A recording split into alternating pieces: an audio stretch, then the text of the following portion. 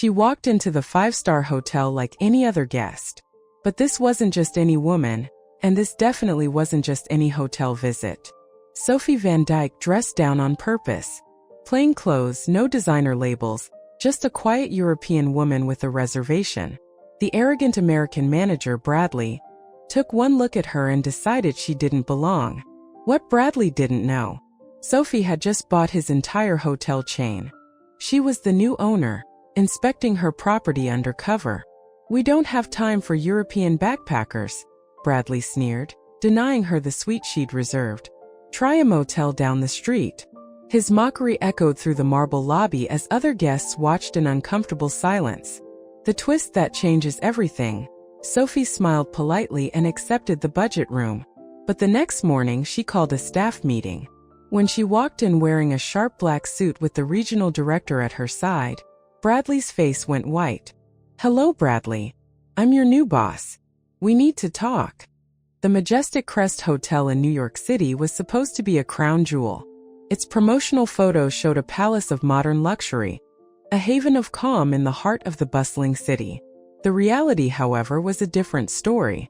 The grand lobby, with its towering marble columns and a crystal chandelier the size of a small car, felt less like a sanctuary and more like a beautiful container for chaos.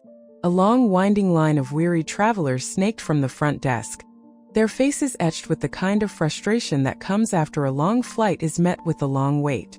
Their hushed but angry complaints filled the air, a low hum of disappointment. "I've been waiting for 40 minutes, one man grumbled.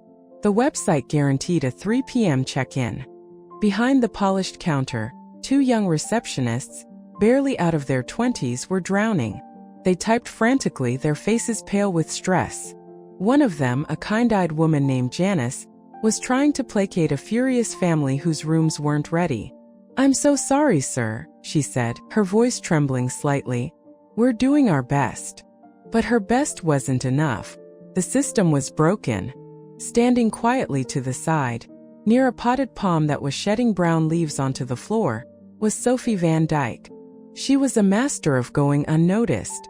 Dressed in a simple, elegant black suit without a single flashy logo, her ash blonde hair pulled into a severe but neat bun, she could have been a professor or a lawyer's assistant.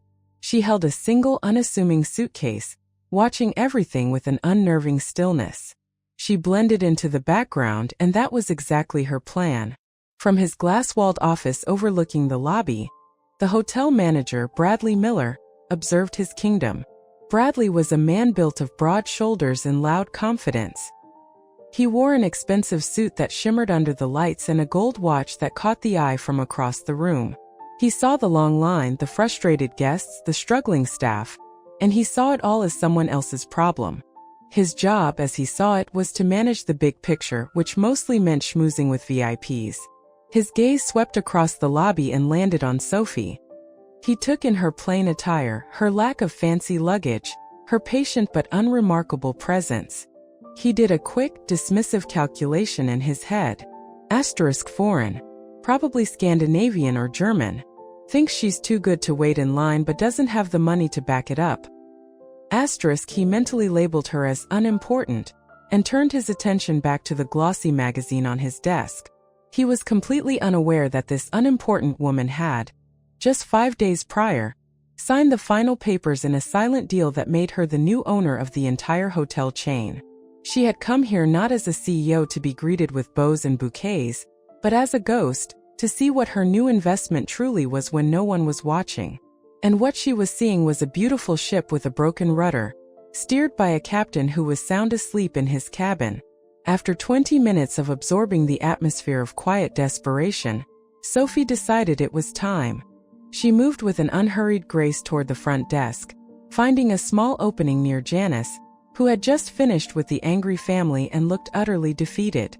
Sophie offered her a small, sympathetic smile. "Hello," she said, her voice soft but clear, a stark contrast to the noise around them. "I have a reservation for a suite. The name is Vermeer." The alias was a tribute to the Dutch painter, a small private nod to her heritage that she used on all her undercover inspections. Janice's shoulders relaxed a fraction at the sound of Sophie's polite tone. "Of course, ma'am. she said, her fingers moving to the keyboard.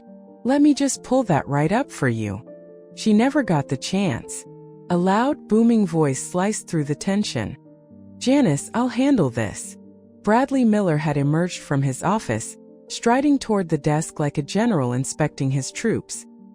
He gave Janice a withering look that said, "You're too slow, you're incompetent." She immediately shrank back, her hands falling from the keyboard as if it were hot. Bradley planted himself in front of Sophie, his smile wide but failing to reach his eyes. "A suite, you say?" He leaned over the counter, his cologne overpowering. He tapped dramatically on the keyboard, making a show of searching. Vermeer. Vermeer. Can't say I see anything here under that name. He looked up at her, his eyes scanning her simple suit with open disdain. Are you absolutely positive you're at the right hotel? This is the Majestic Crest. 5 stars. Very exclusive. I am quite sure, Sophie replied, her composure unshakable. It was booked 2 weeks ago. Perhaps you could check again. Bradley let out a short, sharp laugh, a sound meant to belittle. Look, we get your type in here sometimes. European backpackers who read a fancy magazine and think they can just waltz in and get the royal treatment. He leaned in closer, his voice dropping to a stage whisper that carried easily to the people waiting behind her. We're not in Amsterdam anymore, sweetheart. This is America. We run a real business here, not a youth hostel. The insult was pointed, designed to provoke. Janice, standing by, looked physically ill. Her job was to provide hospitality, and her boss was a walking, talking insult. She wanted the floor to swallow her whole. The people in line behind Sophie shifted uncomfortably. They knew this was wrong, but no one wanted to become Bradley's next target. He straightened up, his smirk firmly in place. Tell you what, I can see you're on a tight budget. There's a motel a few blocks down. The Starlight Inn, I think it's called. They have hourly rates. Probably more your style. He was enjoying this, the feeling of power he got from humiliating someone he deemed beneath him. He was expecting her to storm off, maybe cause a scene he could tell stories about later. But Sophie didn't do any of those things.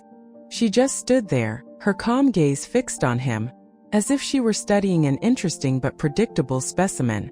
And you have nothing else? She asked. Bradley's smirk widened. He felt he had one. Well, since you're so determined to stay, I suppose I could do you a favor. All our suites are, of course, unavailable right now, but I do have one standard room left. It's in the back. A lovely view of the service alley and the dumpsters. But hey, he said, shrugging, it's a room in the Majestic Crest. You can tell all your friends back home you stayed here. To his complete surprise, Sophie simply nodded. That will be fine, she said, her voice even. I'll take it. The victory suddenly felt hollow to Bradley. He had wanted a fight, and all he got was quiet acceptance. Annoyed, he snatched her credit card, swiped it with unnecessary force, and slapped the keycard down on the counter. As Sophie turned and walked toward the elevators, he muttered to another employee, "Can you believe the nerve? Another Euro snob with no money trying to fake it till they make it." Asterisk before we see what Sophie does next, I'm just so curious. Where are you all watching from today? And tell me, have you ever been in a situation like this, where you felt so disrespected but had to just bite your tongue and keep your cool? Let me know down in the comments. Asterisk. The room was even worse than Bradley had described. Room 214 was small, dark, and smelled faintly of damp carpet and harsh cleaning chemicals. The window, as promised, offered a stunning panorama of 4 large, overflowing garbage bins. A low, rhythmic hum from the nearby elevator machinery vibrated through the wall. Sophie didn't unpack. She placed her single suitcase on the luggage rack and began her real work. For the next several hours, she meticulously documented the hotel's decay. This wasn't just a casual stroll. It was a forensic investigation. She walked the guest hallways, her sharp eyes missing nothing. On the 7th floor, she didn't just see stained carpets. She took a close-up photo of a dark, sticky spill that had clearly been there for days. She found a room service cart parked outside a room, laden with half-eaten food and dirty plates. She noted the time, For hours later on another pass, it was still there, now attracting a small swarm of fruit flies. She photographed that too. She rode the guest elevator and noted the deep scratches on the wooden panels and the burnt-out light bulb. She visited the public restroom near the lobby and found an empty soap dispenser and overflowing trash. Each failure was a small piece of a larger puzzle, a testament to neglectful management. Later, she sat in the corner of the hotel's cavernous, half-empty restaurant and ordered a simple cup of coffee. As she sat, she could hear voices coming from the swinging doors of the kitchen. It was Bradley, holding court with the head chef. His voice was loud and boastful. "You should have seen the look on her face," he bragged, followed by a roar of laughter. "This woman, some uptight Dutch lady, comes in here asking for a suite." A suite. I put her in 214, right next to the noisy elevator. That'll teach her to come to my hotel with her nose in the air. Sophie discreetly pulled out her phone, placed it on the table, and started a voice recording. She caught the last part of his tirade. "These Europeans think they own the world," Bradley continued. "They look down on us, but they can't even run their own countries right." She got what she deserved. Listening to him, Sophie's mind drifted back to her childhood in a quiet town outside Amsterdam. Her father, a master carpenter, had a workshop behind their small house. He didn't build fancy furniture for the rich. He built sturdy tables, bookshelves, and cabinets for the working families in their town. He once told her, while showing her how to join two pieces of wood so perfectly they looked like one, "Sophie, anyone can slap on a coat of shiny varnish to make something look good from far away. But true quality, true strength is in the parts no one sees.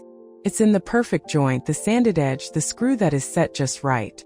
If you neglect the details, the whole thing, no matter how beautiful, is weak." She had applied that lesson to her entire life. She didn't buy flashy, successful companies. She bought struggling ones, companies that looked good on the outside but were rotting from within. She found the weak joints, the unsanded edges, the overlooked details. Bradley Miller, with his shiny suit and ugly words, was a very weak joint holding this whole hotel together. And Sophie Van Dyke knew exactly how to fix it. She wasn't just angry. She was focused. She was a builder, and first she had to clear away the rot. That evening, sitting on the edge of the lumpy bed in room 214, the hum of the elevator a constant companion, Sophie made a phone call. She didn't dial the front desk to demand a better room. She didn't call her travel agent. She dialed a private, unlisted number from memory. After 2 short rings, a crisp, authoritative voice answered. "Victor Grant speaking." "Victor, it is Sophie Van Dyke," she said, her voice perfectly calm. On the other end of the line, in his comfortable home office in Chicago, Victor Grant nearly dropped his pen. "Ms. Van Dyke," he said, his professional composure momentarily shattered. I wasn't aware you were in the country.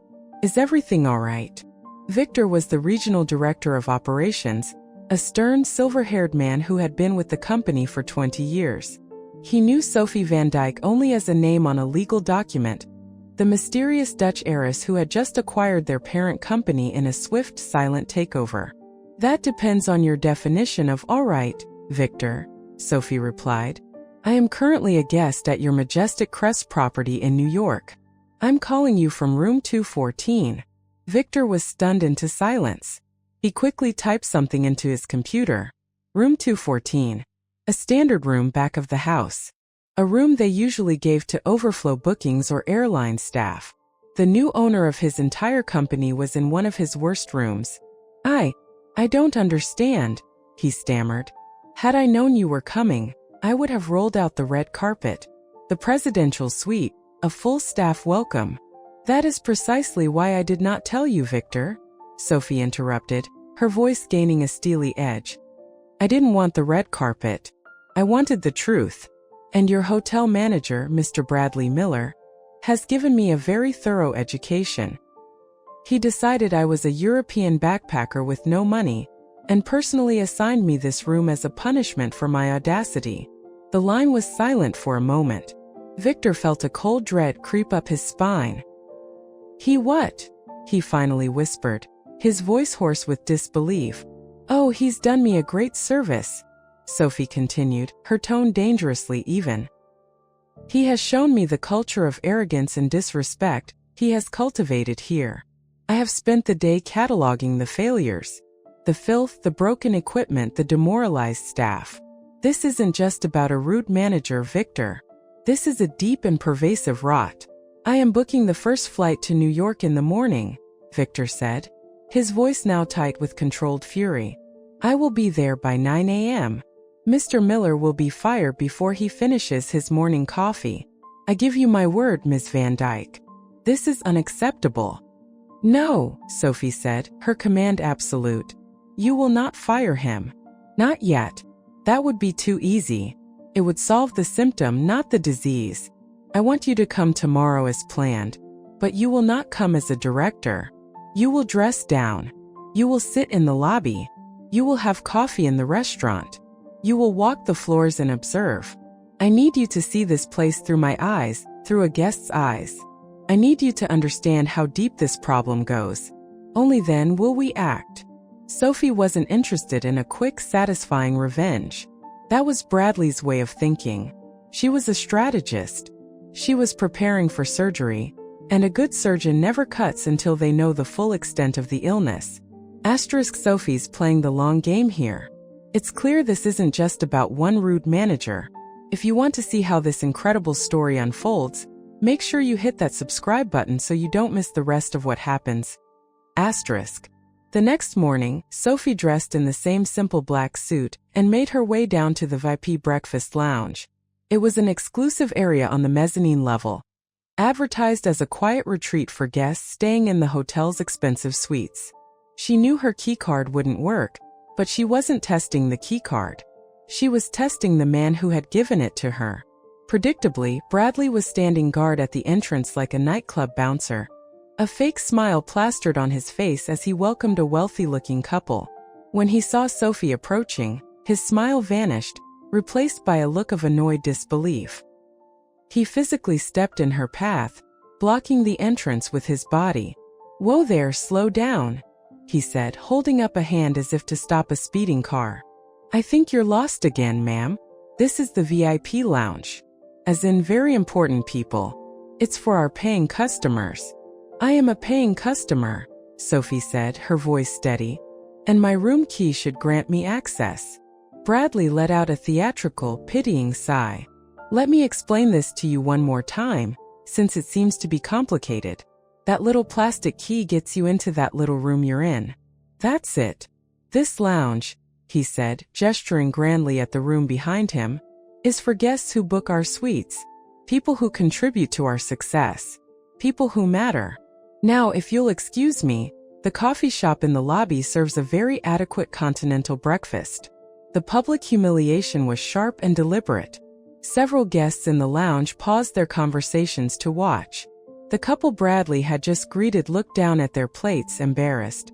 But one man, an older American in a simple golf shirt who was reading a newspaper by himself, looked up and stared at Bradley with open disapproval. He caught Sophie's eye and gave her a slight, almost imperceptible nod of support. From a nearby table, Janice, who was tasked with clearing plates, saw the whole exchange. Her heart sank.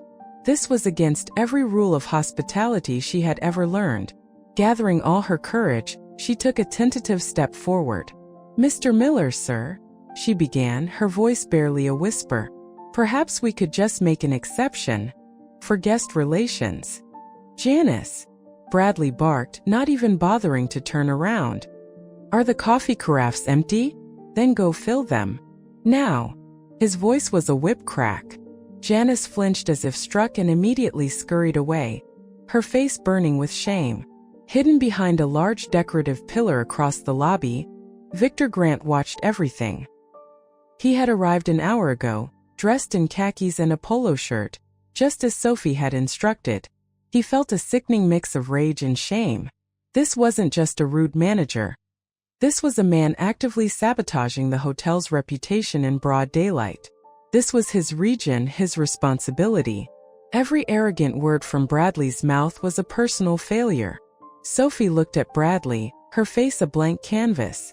After a long moment of silence, she gave a single decisive nod. "I see," she said. "Thank you for clarifying the hotel's policy so clearly." She turned. "In that case, I'd like to check out now, please." A wide, triumphant grin spread across Bradley's face. He had finally done it. He had driven the bothersome, poor European woman away. "An excellent decision," he said with mock sincerity. "I'm sure the front desk will be more than happy to process your early departure." He watched her walk toward the elevators, feeling a surge of pride. He thought he was getting rid of a minor annoyance. He had absolutely no idea that he had just personally handed her the final piece of evidence she needed to get rid of him. An hour after she had settled her bill and formally checked out of the hotel, Sophie sat in a quiet cafe across the street. She made one last call to Victor Grant, who was still fuming in the lobby. Her instructions were precise and left no room for debate. "Call a mandatory all-staff meeting. Main ballroom. In 30 minutes. I want every employee who is currently on shift to be there. Housekeeping, kitchen, bell staff, front desk. Everyone. And make sure, Victor, that Mr. Miller is front and center." Bradley Miller strode into the grand ballroom with the easy confidence of a man who believes he is untouchable. He assumed Victor Grant had called the meeting to discuss some new corporate initiative. He was ready to impress the regional director, to show him what a decisive and in-control manager he was. He scanned the room and saw the nervous faces of the entire on-duty staff. He spotted Janice standing with the other receptionists, looking pale and worried, and shot her a condescending wink as if to say, "Don't worry, I'm in charge here." The ballroom door swung open again, and a profound silence fell over the gathered employees. Sophie van Dijk walked in. This was not the woman they had seen in the lobby. The simple black suit was gone, replaced by a stunning, sharply tailored navy blue dress that spoke of quiet power and immense wealth. Her hair, still in its neat bun, now seemed less a sign of modesty and more a symbol of focused authority. Her entire presence had shifted. She radiated an energy that was both calm and absolutely commanding. And at her side, his face a mask of cold fury, was Regional Director Victor Grant. Bradley's smug smile froze, then slowly collapsed. His brain scrambled to process the scene. The plain woman from the dumpster view room, the regional director, the formal dress, the all-staff meeting. The pieces of the puzzle were clicking into place, and they formed a picture of his own doom. Sophie and Victor walked to the makeshift stage at the front of the room. Victor took a position slightly behind her, a clear signal of who was now in command. Sophie's gaze swept across the room, acknowledging every employee, before it finally came to rest on Bradley. "Good morning," she said. Her voice was not loud, but it was filled with such authority that it seemed to silence the very air in the room. "For those of you I have not had the pleasure of meeting, my name is Sophie van Dijk." She paused for a beat. "And as of last Tuesday, my company acquired the entire Majestic Crest Hospitality Group. I am your new owner." A collective, audible gasp rippled through the staff. Jaws literally dropped. Janice stared, her mind reeling, connecting Bradley's insults with this woman's incredible power. Bradley's face turned the color of ash. He took a staggering step forward. "Ms. van Dijk. I apologize. There has been a terrible misunderstanding. It was a test. A secret shopper test, to see how the staff handles difficult guests. You passed, of course. With flying colors." Sophie held up a single, elegant hand, and his pathetic rambling ceased. "There has been no misunderstanding, Mr. Miller," she said, her voice now as cold and hard as steel. She began to calmly, methodically list his failures, pulling a small notebook from her purse. "Stained carpets on the 7th floor, which have been there since at least Monday. A room service tray with rotting food left outside room 812 for over 9 hours. And a manager who believes his primary job is to bully and humiliate guests he deems unworthy." She then took out her phone, connected it to the ballroom speaker system, and played the audio she had recorded. Bradley's own arrogant voice filled the silent room, bragging about putting her in a bad room, mocking her nationality. The chef who was in the audience looked like he was going to be sick. Effective immediately, Sophie announced into the stunned silence, "Mr. Miller's employment with this company is terminated." She then turned her gaze to the rest of the staff, and her expression softened slightly. "This hotel is failing. But a building is just a building. It is the people inside who make it great. I do not believe in mass firings. I believe in new beginnings. Starting today, we will rebuild. We will commit to a new standard of excellence, of service, and of respect for every single person who walks through our doors. Those who share that commitment are welcome to stay and be a part of that future. The choice is yours." The atmosphere in the ballroom shifted from shock to a palpable sense of hope. It wasn't a corporate takeover. It felt like a liberation. As the meeting concluded, the older American guest from the breakfast lounge, who had somehow heard about the meeting and lingered nearby, approached Sophie. "Ma'am," he said, extending his hand with genuine respect. "My name is Arthur Finney.